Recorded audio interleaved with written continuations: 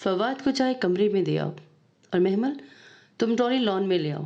ताई महताब अपनी अजली बेनियाजी से कहकर पलट गई थी तो ट्रॉली सेट करती महमल किसी ख्याल से चौंकी।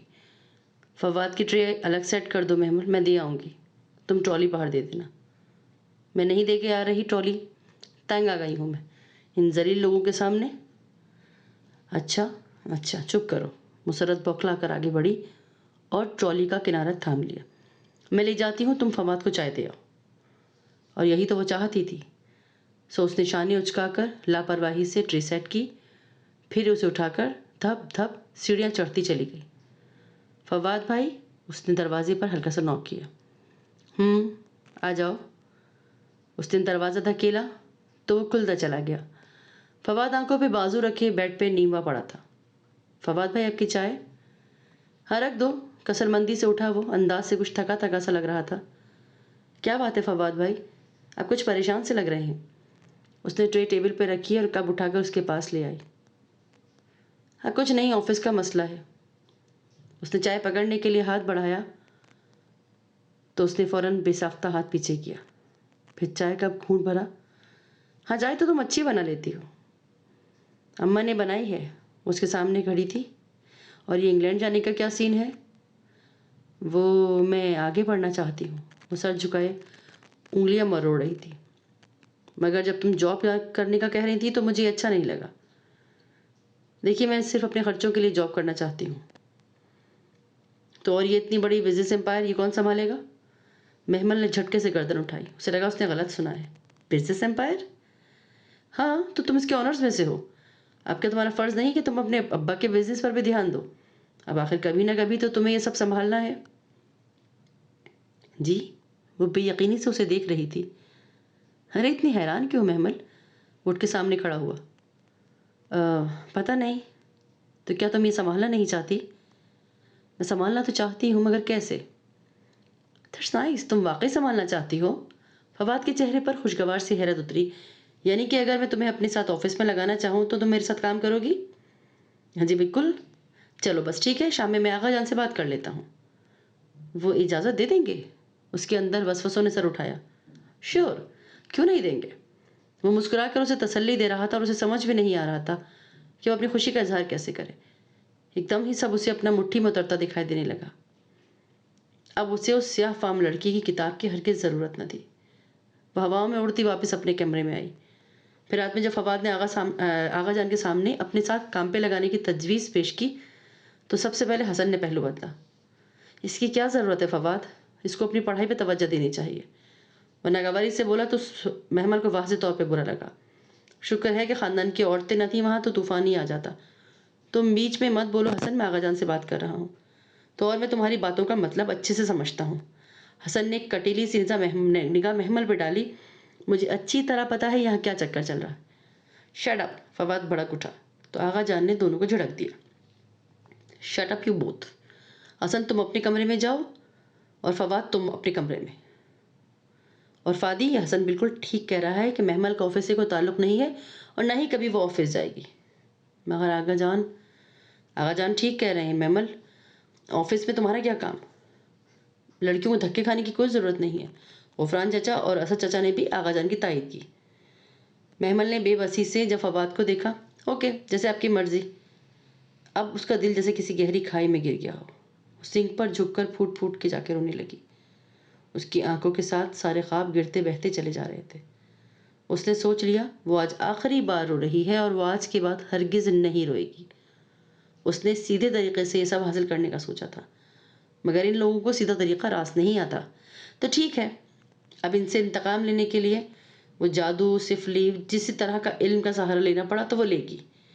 बस उसे अब सुबह का इंतज़ार था। स्टॉप पे जाकर उस स्याह फाम लड़की से वो किताब लेनी थी। ऐसे नहीं तो ऐसे ही सही। चेहरे पर ठंडा पानी डालते हुए उसने नफरत से सोचा। सुबह उसे कॉलेज नहीं जाना था, एग्ज़ाम्स ख़त्म हो चुके थे, मगर फिर भी वो बहाना बनाकर मखसूस वक्त से कुछ आधा घंटा पहले स्टॉप पे चली गई और अब वो मुसलसल बेंच के आसपास टहल रही थी। स्याह फाम लड़की अब तक नहीं आई थी। महमल बार बार कलाई पे बंधी घड़ी फिर बेचैन निगाहों से गर्दन घुमाती इधर उधर देख रही थी। اسے شدت سے اس لڑکی کا انتظار تھا اور آج تو لگ رہا تھا وقت بہت دیر سے گزر رہا ہے۔ آخر وہ بینچ پہ بیٹھی، سر کو دونوں ہاتھوں سے تھام لیا۔ کہ میرا انتظار کر رہی تھی؟ کسی نے اس کے کندھے پہ ہاتھ رکھ کر کہا تو وہ کرنٹ کھا کر اٹھی۔ وہ سیاہ فام لڑکی سامنے کھڑی مسکرا رہی تھی۔ میں تمہارا ہی ویٹ کر رہی تھی۔ ہاں میں جانتی ہوں۔ کیوں؟ وہ آرام سے بینچ پہ بیٹھی، بیگ کا اسٹرپ کندھے سے اتار کر ایک طرف رکھا اور کتاب آہستہ سے گود میں رکھی، پھر جیسے فارغ ہو کر محمل کا چہرہ دیکھا۔ تم تھک گئی ہو؟ ہاں میں تھک گئی ہوں، میں تنگ آ گئی ہوں۔ اس دنیا میں میرے لیے کچھ نہیں ہے اور کوئی نہیں ہے۔ ہاں یوں نہیں کہتے، ابھی تم نے وہ سب کچھ لینا ہے جس کی چمک سے تمہاری آنکھیں چکا چوند رہ جائیں گی۔ ابھی تو تم صحیح رستے پہ آئی ہو۔ مجھے صحیح اور غلط کا نہیں پتا اور نہ ہی میں صحیح اور غلط کی تفریق میں پڑھنا چاہتی ہوں۔ اس نے بے اختیار نگاہیں چرائیں، اپنے دل سے، اپنے اندر بیٹھے گلٹ کے احساس سے۔ کوئی بات نہیں، شروع میں یہ کتاب مشکل لگے گی، جیسے کوئی عذاب ہو یا قید ہو، مگر پھر تم آہستہ آہستہ عادی ہو جاؤ گی۔ وہ ویسے ہی مسکرائی۔ یہ کتاب مجھ سے بات کرے گی؟ وہ ویسے ہی مسکرا کے پوچھی، یہ کتاب مجھ سے کیسے بات کرے گی؟ محمل سحر زدہ اس لڑکی کی گود میں پڑی کتاب کو دیکھ رہی تھی۔ روز اس کا ایک صفحہ پڑھنا اگر مشکل لگے تو میں تمہیں کچھ ایسے لوگوں کا پتہ بتاؤں گی جو اس کتاب کا علم سکھاتے ہیں، بالکل چپ چاپ خاموشی سے اپنا کام کرتے ہیں۔ میں تمہیں ادھر لے جاؤں گی، وہ تمہیں اس قدیم کتاب کا علم سکھائیں گے جس میں یہ کتاب لکھی ہے۔ پھر جب تم روزانہ اس کا ایک ایک صفحہ روانی سے پڑھنے کے قابل ہو جاؤ گی تو تمہیں پتہ چلے گا کہ ہر صفحہ تمہارے لیے نئی تدبیر ہے، نیا کل بتائے گا۔ اور اگر ایڈوانس میں ایک صفحہ آگے پڑھ لوں تو تم مجھے آنے والے کل کا علم ہو جائے گا؟ نہیں، تم اگر ایک دن میں پوری کتاب بھی پڑھ لو گی تب بھی وہ تمہاری وہی مدد وہی سلسلے سے کرے گی۔ تو بہتر یہی ہے کہ تم اس کو ایک ایک دن کر کے پڑھو۔ کیا مطلب؟ مطلب یہ کہ اگر تم پوری کتاب ایک وقت میں پڑھ لو لیکن وہی صفحہ تم جب اگلے دن پڑھو گی تو اس دن کے حساب سے تمہاری گزشتہ دنوں کی رودات چینج ہو جائے گی۔ میں سمجھی نہیں۔ دیکھو تمہیں سمجھ میں آ رہی ہوتی تو تم اس کتاب کی طرف یوں کھنچتی؟ تمہیں شک ہے نا؟ نہیں، مگر یہ تم مجھے کیوں دے رہی ہو؟ تمہارا اس میں کیا فائدہ ہے؟ اس نے کافی عقل مندانہ سوال کیا۔ میرا ہی تو اصل فائدہ ہے، وہ پراسرار انداز میں مسکرائی۔ جو تمہیں حاصل ہوگا اس کا ایک شیئر مجھے ہی جائے گا۔ شیئر؟ کیا مطلب؟ اور کتنے پرسنٹ؟ اپروکس تو مجھے نہیں پتا، شاید آدھا یا اس سے تھوڑا کم، لیکن یہ تمہارا مسئلہ نہیں ہے، میرا حصہ مجھے مل جائے گا۔ ہاں اچھا، تو پھر یہ میں لے لوں؟ مجھے تمہیں کچھ نہیں دینا ہوگا۔ نہیں، تمہیں مجھے کچھ نہیں دینا ہوگا۔ دیکھو پہلے خوب اچھی طرح سوچ لو۔ ہاں میں نے سوچ لیا، وہ تیزی سے بولی اور کتاب پر ہاتھ رکھ دیا، مبادن وہ اسے واپس نہ لے جائے۔ تو پھر لے جاؤ، یاد رکھنا یہ ایک بوجھ ہے جو میں تمہیں دے رہی ہوں۔ اگر تم نے وہ جنہیں تم عملیات کہتی ہو کر لیے اور یہ ویسے ہی کہے جیسے کتاب کہتی ہے تو سب بدل جائے گا۔ تم اس کتاب میں رہنے لگو گی، اس کتاب کے علاوہ تمہیں کچھ نہیں دکھے گا اور تم دیوانی ہو جاؤ گی، لیکن تم نے اسے چھوڑنا چاہا تو تباہ ہو جاؤ گی۔ جو ملا تھا وہ بھی کھو دو گی اور جو پہلے سے تھا وہ بھی عذاب بن جائے گا۔ جاؤ اسے لے جاؤ۔ اس نے سیاہ جلد والی بھاری کتاب اٹھا کر اس کی طرف بڑھا دی۔ جب محمل نے اسے لینے کے لیے ہاتھ بڑھائے تو لرز رہے تھے۔ Thank you. کیا یہ مجھے تمہیں واپس کرنی پڑے گی؟ نہیں۔ اور جب میں پوری پڑھ کر ختم کر لوں تب پھر سے شروع کرنا، یہ کتاب پرانی نہیں ہوگی۔ Thank you. وہ کپکپاتی انگلیوں سے کتاب پکڑے تیز تیز چلتی گھر کے سمت بڑھ گئی۔ کتاب کی سیاہ جلد سرد تھی، بے حد یک سرد۔ کوئی اسرار تھا اس میں دھیمے قدم جسے وہ آج بے نقاب کرنے جا رہی تھی۔ جب اس نے گیٹ کھولا تو اسے محسوس ہوا اس کی ٹانگیں کانپ رہی ہیں اور دل تو ایسے دھڑک رہا تھا جیسے ابھی سینہ توڑ کر باہر آ گرے گا۔ بوجھ، بہت بھاری بوجھ تھا جو اس تھکی ہوئی لڑکی سے لیا تھا۔ اندر ہی اندر اس کا دل ڈر رہا تھا کہ کہیں وہ تباہی کے رستے پہ تو نہیں جا رہی۔ یہ سیاہ علم، یہ سفلی عمل کچھ اچھے کام تو نہیں تھے۔ پھر وہ کیسے اسے اٹھائے لے آئی؟ اس نے رک کر سوچنا چاہا مگر اب واپسی کا کوئی رستہ نہیں تھا۔ دولت نچھاور، محبوب قدموں میں، دنیا پہ راج، اسے بہت کچھ اکٹھا کرنا تھا اور وہ کتاب اس کے ہر مسئلے کا حل تھی۔ اسے بیگم نعمان کے ٹھکرائے جانے والے رشتے کا خیال آیا، اسے رات فواد کی بات پہ سب کے رد عمل کا خیال آیا، اسے اپنی بے پناہ دولت بھی یاد آئی جس پر کوئی اور عیش کر رہا تھا۔ تو پھر کیسے وہ اس لڑکی کو وہ کتاب جو سب خزانوں کی کنجی تھی واپس کراتی؟ پھر وہ نہیں رکی اور کتاب سینے سے لگائے سر جھکائے تیز قدموں سے لاؤنج میں داخل ہوئی۔ کہاں سے آ رہی ہو؟ وہ جو اپنے خیالوں میں گم تھی گھبرا کر پیچھے ہٹی۔ سامنے تائی مہتاب قدرے مشکوک نظروں سے دیکھ رہی تھی۔ اس نے بے اختیار خشک لبوں پر زبان پھیری۔ وہ نادیہ سے کچھ نوٹس لینے تھے، وہ ذرا اسٹاپ تک گئی تھی۔ اماں کو بتا کر گئی تھی۔ ہیں ماں؟ تمہاری ماں تو کہیں کی لینڈ لیڈی ہے جس کی اجازت کافی ہے۔ وہ تائی چچا اسد کو بھی بتایا تھا۔ پہلی دفعہ وہ تائی کے سامنے ہکلا رہی تھی۔ اچھا جاؤ، سر نہ کھاؤ۔ تائی بیزاری سے آگے بڑھ گئی۔ وہ کمرے کی طرف لپکی، جلدی سے الماری کھول کر خانوں میں سب سے نیچے کپڑوں کے وہ کتاب چھپائی، الماری احتیاط سے بند کی، ادھر ادھر دیکھا، صد شکر کہ کسی نے بھی نہیں دیکھا تھا۔ محمل، باہر اماں نے پکارا تو جلدی سے منہ سے پسینہ پوچھے ہوئے باہر آئی۔ جی؟ مسرت وہ جو کچن میں سارے گھر کا ناشتہ بنانے میں مصروف تھی، پین میں انڈا پھینٹتے ہوئے پلٹ کر اسے مڑ کر دیکھ کے بولی، تم تو کالج گئی تھی، اتنی جلدی واپس کیسے آ گئی؟ جی بس۔ خیریت ہے بیٹے؟ اوفو، آج سب کو میری اتنی فکر کیوں ہو گئی ہے؟ نادیہ سے نوٹس لینے گئی تھی، مل گئے تو واپس آ گئی، اب خواہ مخواہ چڑھ گئی، ادھر ادھر برتنوں میں ہاتھ مارتی کچھ تلاش کرنے لگی۔ بیٹے میں تو ایسے ہی پوچھ رہی تھی۔ اچھا ناشتہ تو کر لو۔ نہیں بھوک نہیں ہے، بس وہ منظر سے ہٹنا چاہتی تھی، سو اتنا کہہ کر وہ باہر آ گئی۔ ذہن ابھی تک الماری میں کپڑوں کے نیچے چھپی اس سیاہ جلد والی کتاب میں اٹکا تھا۔ پھر گھر کے کام کاج، صفائی، اس کے بعد مسرت کے ساتھ مشین لگائی، وہ میکینک انداز میں خاموشی سے کام کرتی رہی۔ دل بار بار پلٹ کر اسی کتاب کی طرف جاتا۔ وہ کئی بار کمرے میں آئی اور کپڑوں کے نیچے ہاتھ تھپ تھپا کر دیکھا، وہ سیاہ کتاب وہیں رکھی تھی۔ پھر سارا دن وہ موقع ڈھونڈتی رہی کہ اسے جا کے پڑھے، کچھ پتا تو چلے، کوئی راہ تو نکلے، مگر کاموں کا بوجھ اور کچھ فطری سا خوف جو اس کتاب کو نکالنے کی ہمت نہیں کر سکی۔ رات کھانے کے بعد جب اس نے سب کو ڈائننگ ہال میں سویٹ ڈش میں مصروف پایا تو بالآخر الماری سے کتاب نکالی، سینے سے لگائے دبے پاؤں اوپر سیڑھیاں چڑھتی چلی گئی۔ مہتاب تائی نے چونک کر اسے دیکھا، یہ محمل کیا کرتی پھر رہی ہے آج کل؟ انہوں نے پیچھے سے چچی نائمہ کو آتے دیکھ کر سرگوشی کی۔ ابھی کوئی کتاب پکڑے گئی ہے اوپر؟ اچھا، پڑھائی تو اب ختم ہے اور چھت پہ تو کبھی گئی نہیں ہے پڑھنے کے لیے، ضرور دال میں کچھ کالا ہے۔ ان کی سرگوشیوں سے بے خبر وہ ٹیرس پہ نکل آئی، آہستہ سے دروازہ بند کیا اور ریکنگ کے ساتھ نیچے زمین پہ بیٹھ گئی۔ کتاب گھٹنوں پہ رکھے وہ کتنی دیر اس کو دیکھتی رہی۔ محرومیوں میں، نارسائیوں میں دکھوں کے اس کئی برس پرانے کرب کی اب جیسے انتہا ہو چکی تھی۔ اس سے اب مزید برداشت نہیں ہوتا تھا، صحیح ہو یا غلط، وہ زندگی سے اپنا حصہ ضرور وصول کرے گی۔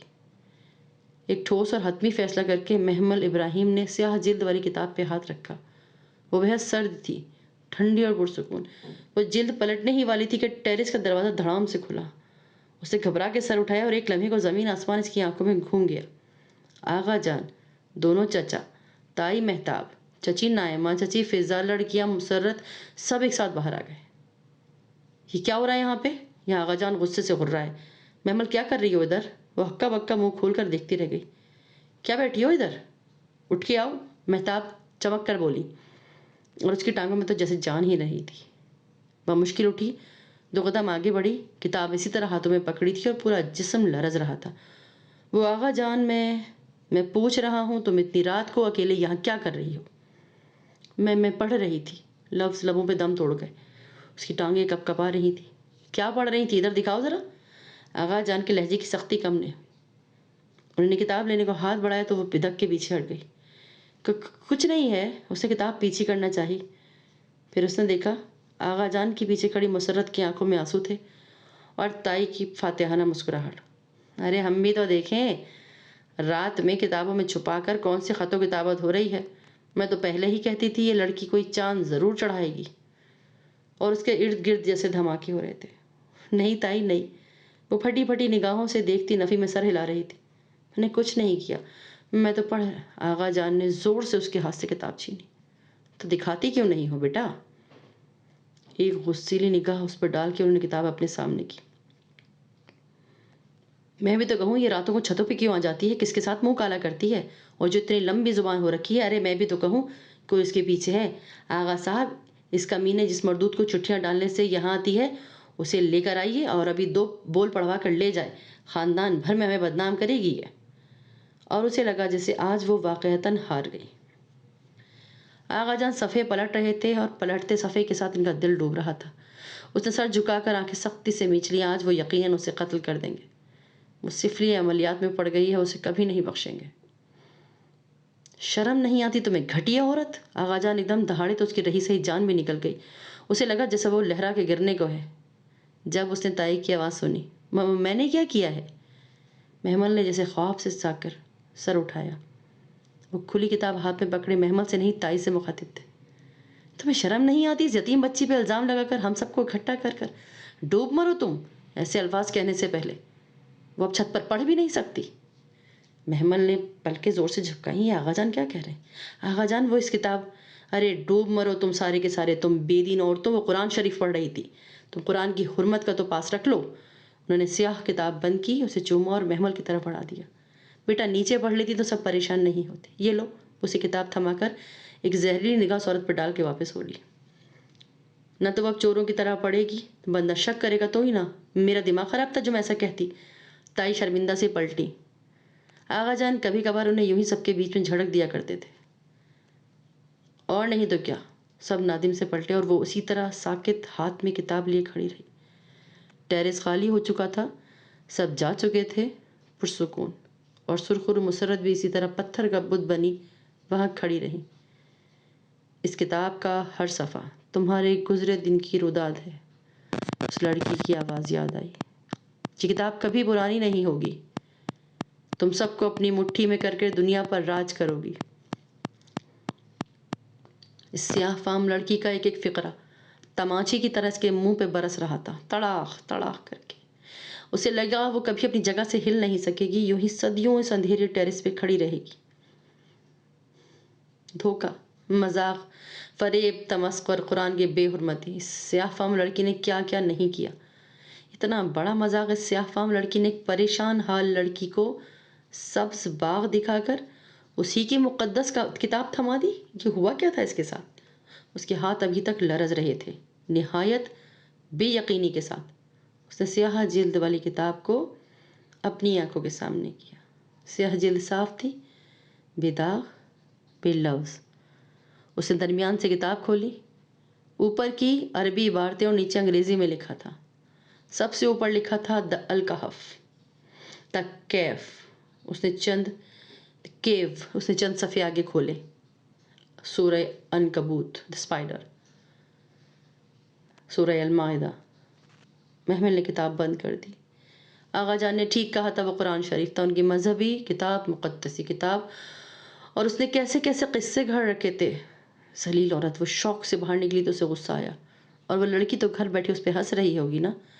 وہ کتنی جلدی اس سے بے وقوف بن گئی۔ سیڑھیوں کی طرف لپکی، ہے نا، سر پہ دوپٹہ، نہ وضو نہ نماز، اور چلے ہیں قرآن شریف پڑھنے۔ نیچے لاؤنج پہ پڑے صوفے پہ تائی بیٹھی اسے طنز کر رہی تھی۔ بہت عرصے بعد آغا جان نے ان کو سب کے سامنے ذلیل کیا تھا۔ صبح وہ پھر جلدی آ گئی۔ سیاہ فام لڑکی پہلے سے ہی بینچ پہ بیٹھی تھی۔ اسے دیکھ کر محمل کے قدم تیز ہو گئے۔ قدموں کی چاپ پر اس نے سر اٹھایا۔ محمل نے اسے دیکھا۔ اسے دیکھ کر اس کی سیاہ آنکھوں میں امید کے دیے جل اٹھے۔ سڑک خالی تھی، وہ نارنجی سورج طلوع ہو رہا تھا۔ محمل اس کے سامنے آ کر کھڑی ہو گئی۔ سورج کی نارنجی شعاعیں اس کے پیچھے چھپ گئیں۔ تمہیں شرم تو نہیں آئی میرے ساتھ ایسا بیہودہ مذاق کرتے ہوئے؟ سیاہ فام لڑکی کی نگاہیں اس کے ہاتھ میں پکڑی کتاب پہ تھیں۔ مصحف واپس کرنے آئی ہو؟ مصحف؟ اکھڑی ہوئی محمل نے ابرو اٹھائے۔ عربی ورلڈ میں قرآن کو مصحف کہتے ہیں۔ ہاں تو تم نے مجھے کیا کیا قصے کہانیاں نہیں سنائے اور یہ قرآن شریف تھما دیا؟ نہ یہ مذاق کرنے کی کتاب تو نہیں ہے۔ بہرحال تمہیں یہ پریکٹیکل جوک کر کے مجھے شرمندہ کرنے پر شرم آنی چاہیے۔ میں تو کیا سوچ رہی تھی کہ تم نے کیا مجھے تھما دیا؟ کیوں؟ کیا تم کسی غیر مقدس چیز کی توقع کر رہی تھی؟ نہیں نہیں نہیں۔ پہلے قرآن اس کی گود میں رکھا اور کہا یہ میرے پاس پہلے سے ہے، مجھے ضرورت نہیں ہے، میں ٹھیک ہوں ایسے ہی۔ اچھا، اس نے پیار سے سیاہ جلد والی مصحف پہ ہاتھ پھیرا۔ تو تم نے پڑھ رکھا ہے اس کو؟ اس کے لہجے میں صبح کی ساری اداسی سمائی تھی۔ ہاں جی، اور بچپن میں ہی پڑھ لیا تھا، اللہ کا شکر ہے ہم شروع سے ہی مسلمان ہیں، وہ عادتاً جتا کر بولی۔ اور تم ہماری مقدس کتاب کو لے کر غلط فہمیاں، یہ کوئی فال نکالنے والی کتاب نہیں ہے، اور نہ ہی اس میں اور تمہاری اور میری کوئی سٹوری ہے. لا حول ولا قوت الا باللہ.